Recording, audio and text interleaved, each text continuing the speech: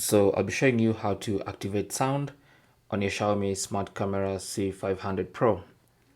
So let's say you want to speak into the camera. So maybe you left your pet at home and you want to maybe tell your pet something, or even people, and you want to talk to them through the camera. You can actually activate sound.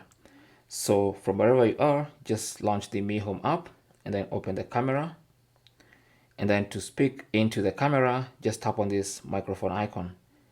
Now I have to warn you that this might cause some interference because they're too close together and it might be a bit noisy. But if they are far away as they should, then this is going to work flawlessly. So tap on that and then say something. You might have heard the camera making that sound, like repeating what I said.